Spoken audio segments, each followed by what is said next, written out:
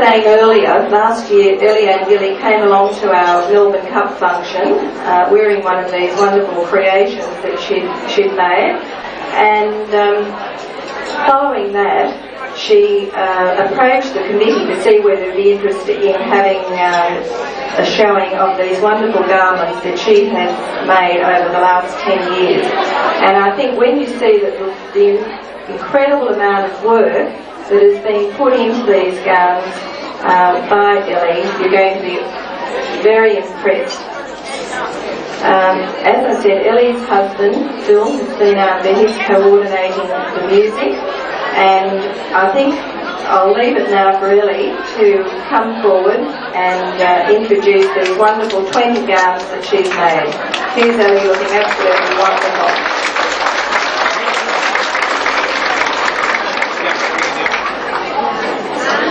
Thank you, Councillor Jean Payne. Good afternoon, distinguished guests, ladies and gentlemen. Sorry. Welcome to 300 years of elegance. No elegant lady can do without her maid, so to assist our elegant ladies today, we have our housekeeper and maid. Please make welcome Glenys and Merrin from 1902.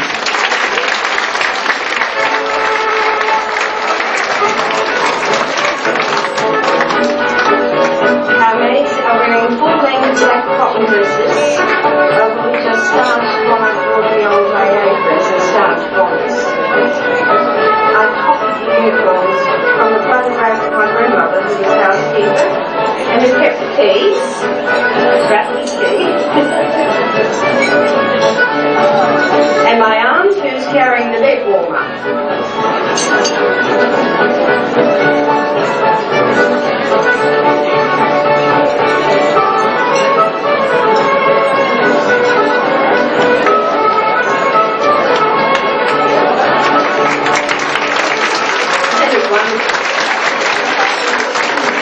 Thank you, girls.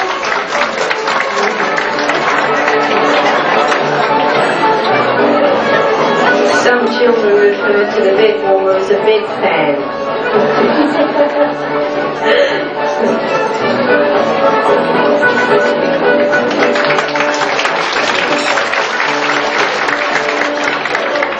Now, our first gowns are from 1900, worn by June and Monique. They are the toughest gowns worn to the Melbourne Cup. These are original gowns and are of beautiful embroidered organza. I think the material may have come from India at one stage.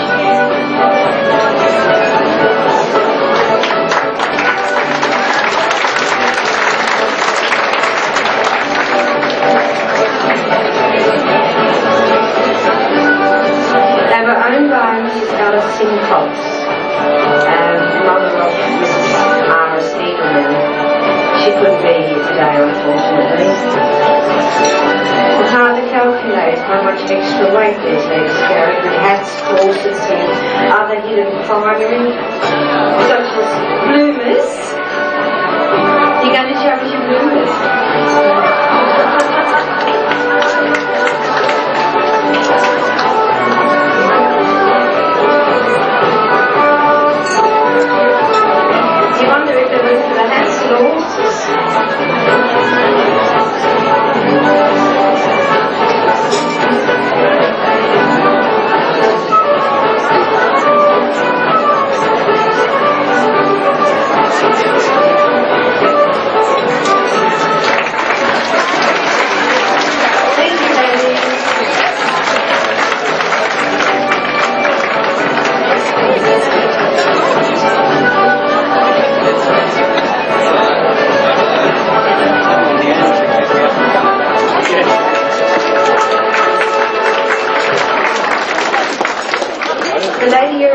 Is very special.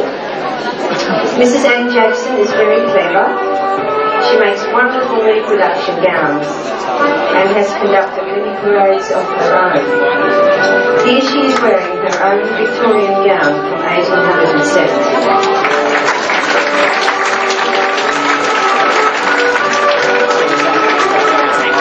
It's made of purple and black satin, and then there's a wonderful bustle in the back. I believe it's collapsible. I'm going to show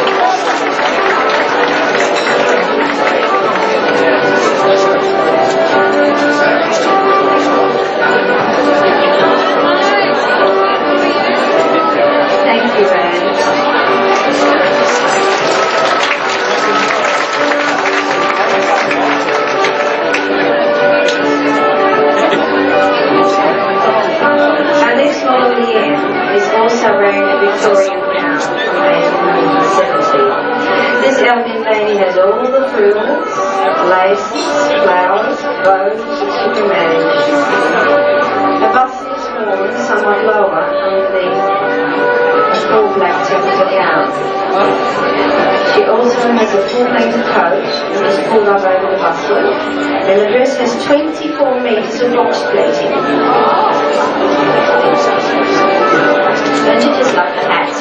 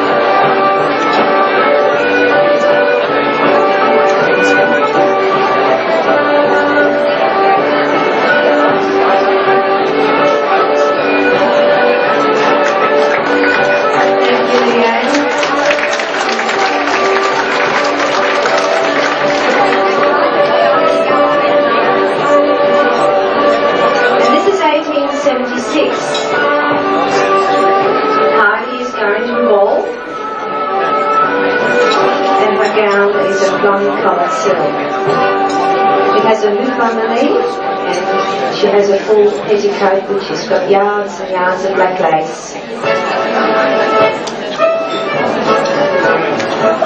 The gown is beaded on the sleeves and the collar and the waist. She's carrying the original silver evening dress. Honey. That's it. She looks wonderful.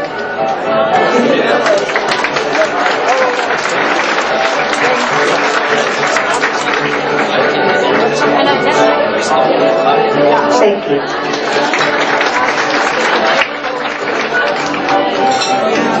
Now here comes Karen with some difficulty, I think, wearing a crinoline dated from 1860. The metal crinoline was to dominate fashion for more than 10 years. It was a lot lighter to wear, and most fashionable women welcome this for the freedom of having their legs wrapped with layers and sometimes 8 petticoats.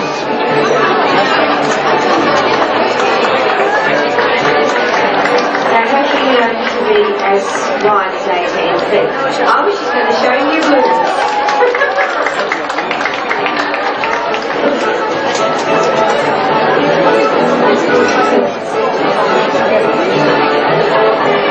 The skirts were 16 metres of material, which I have known and I've read about it. Some skirts had as much as 48 yards in it.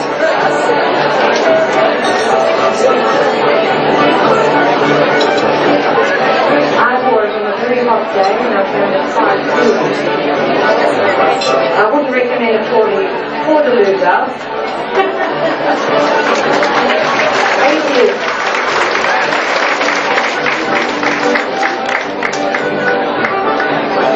Now with the crinoline on, in came the pannier.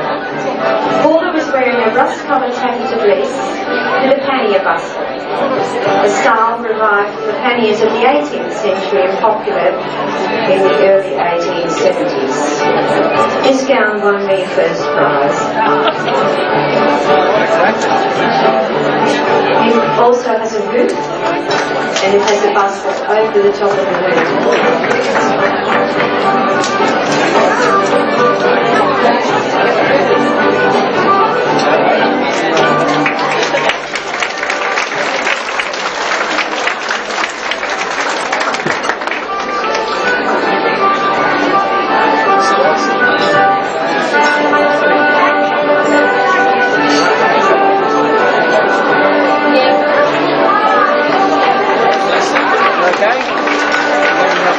Thank you, Paula.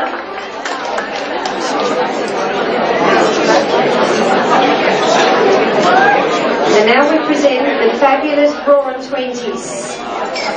Many of you shall remember this time, I should imagine. And here's Connie and Michelle.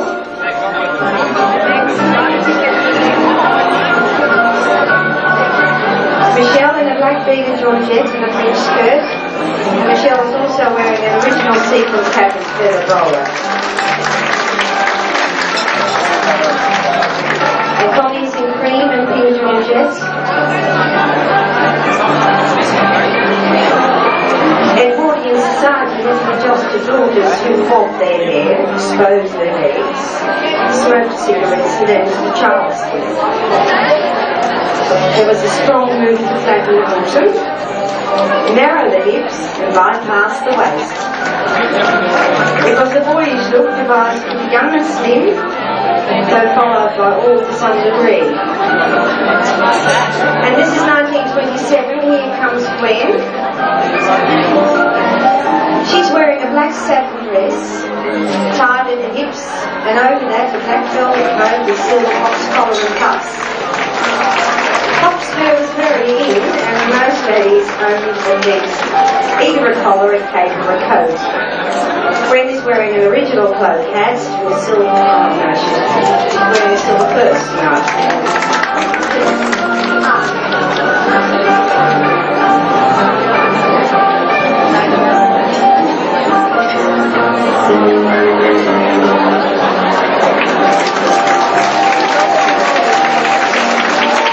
Thank you, girls. You did well.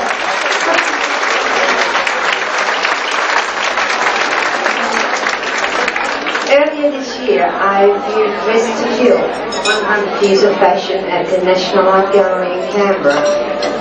Please welcome Diana.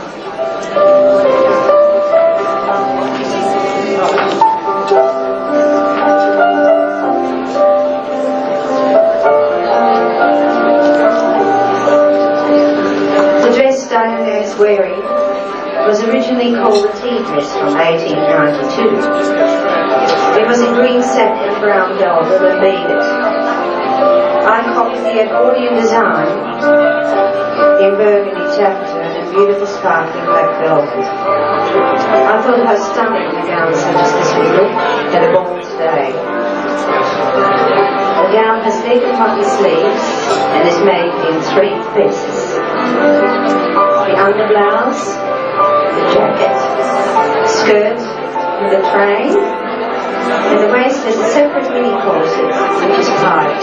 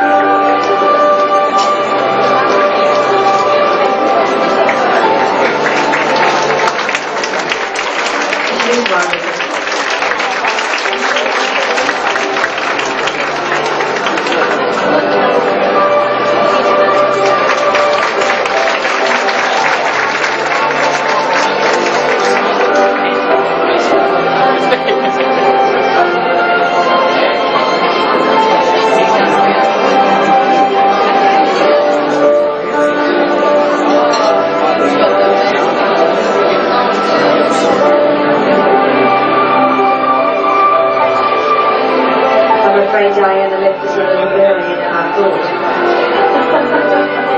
She was supposed to take another walk. Never mind.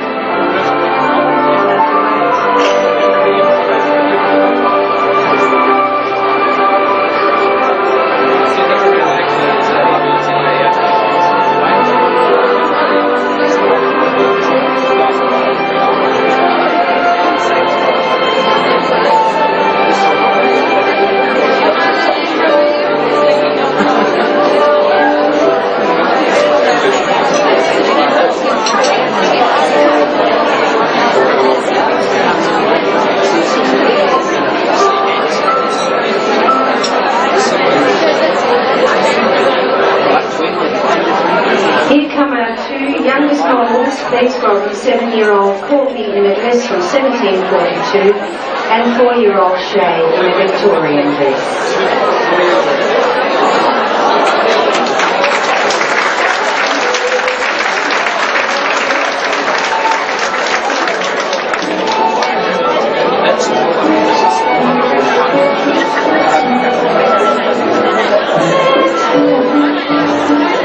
As clothes for children really didn't come into fashion until the Victorian era, children were dressed in as miniature adults. Courtney's dress is blue satin with petticoats and a stiff and stomacher. The white apron trimmed with lace and a not patterned flowers, half of the shepherd's phrase. And Shay is wearing a dress of broderie ombre, with a satin bow at the back, trimmed with little rosettes. Most little girls wore hats.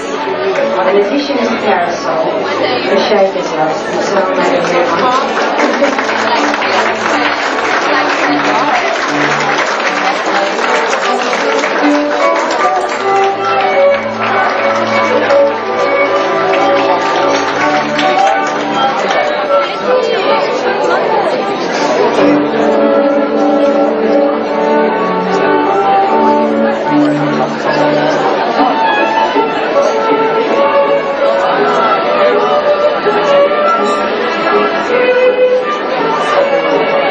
Here comes a lady well known to you.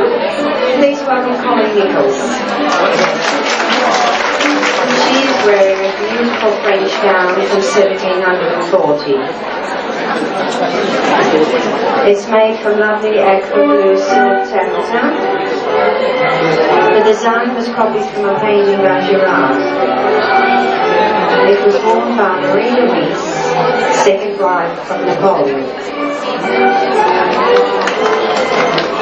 The antique style material earrings and jewelry are typical of the neoclassical ornament.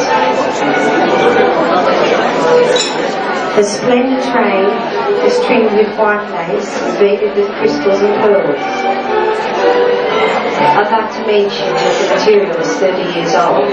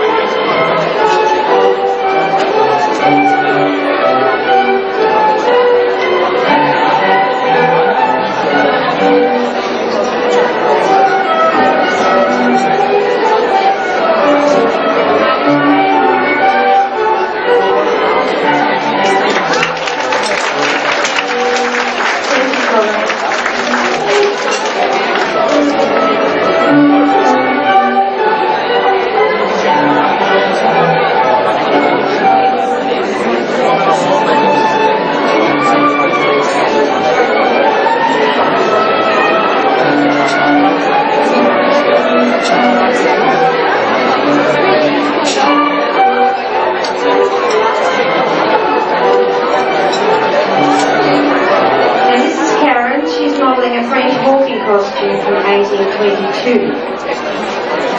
It's made of blue velvet and the ankle-length fleece is fastened with decorative gold-braided loops and tassels.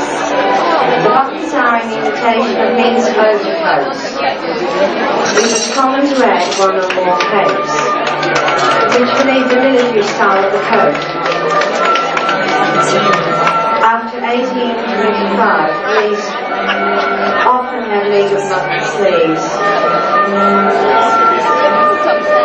The bonnet is rather interesting, maybe looking sideways, rather difficult, I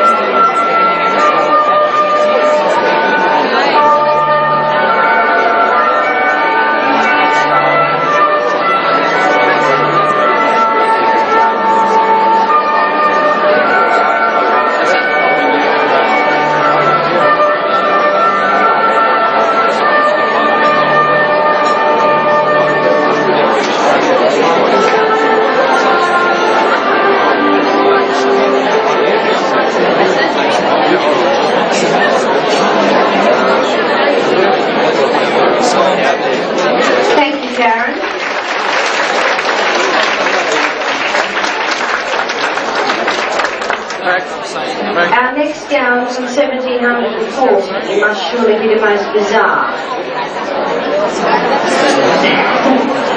It took some persuasion, but here is our model, my sister lady, wearing a French court dress. It's made of cotton crushed velvet, and the gown has a stiff stomach and beaded down the front. The collapsible panniers are very wide and balanced by tapes from the waist. Women look like donkeys carrying baskets. It has the most ostentatious impressions. The most arrogant, because it can only be worn by those moving in an infinite space. Like walking up and down staircases. Then he's also wearing a wig, which is a mask. She has a patch on her face.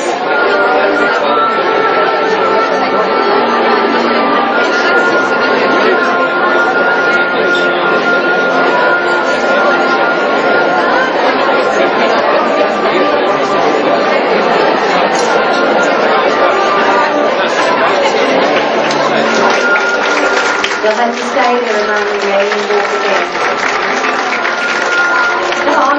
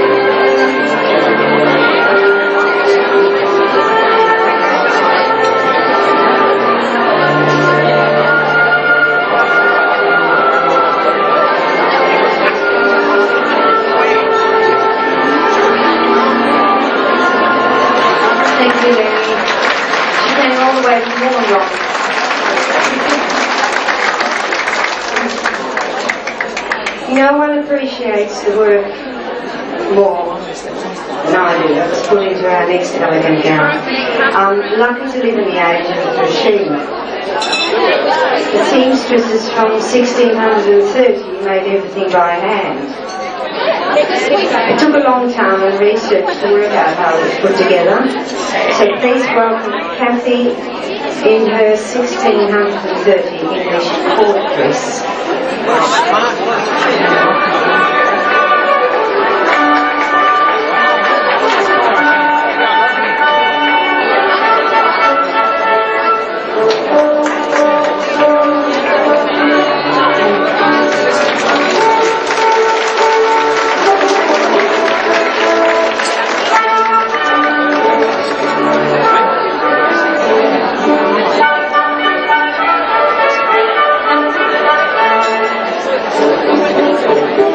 The gown consists of a red under petticoat. Show us your petticoat. It's got a few layers there. You can't see the red one. Yeah, a little bit. Pearls and brooches and jewellery were still popular, although lavish use of these soon became unfashionable. Feather fans, however, were. The gown is entirely put together by ribbons. Thank you, Catherine.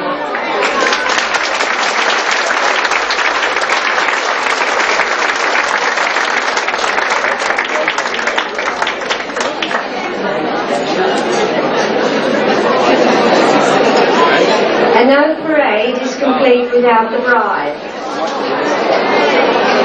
And here's Kerry, escorted by Ken Russell, and looking very dashing. In a 1939 original gown.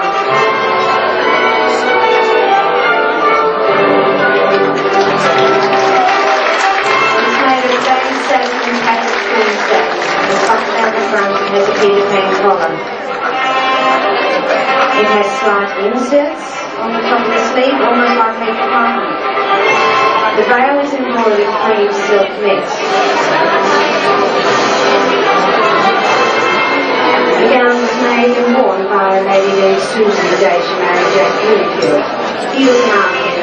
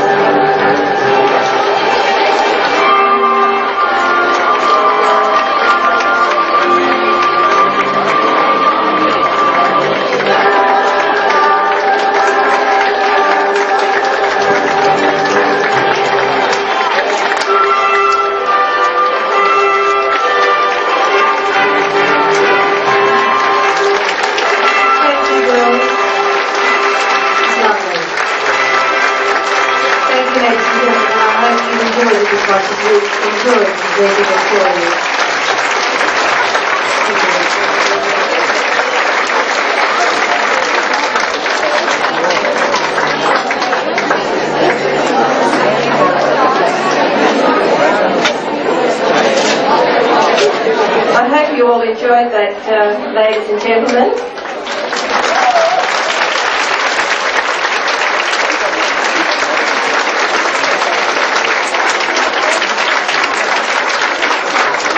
Just before Elly leaves the rostrum here, I'd just like to thank her very much on all our behalf for putting this wonderful parade together for us. It's certainly a parade with a difference, and on behalf of the committee, Elly, I'd like you to accept these flowers, and thank you very much.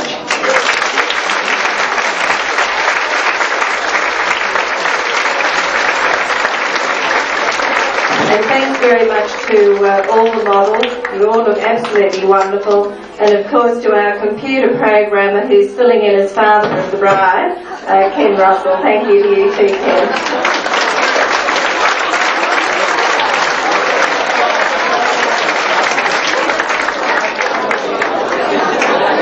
He's a living legend for work skill, this man. Thank you, girls.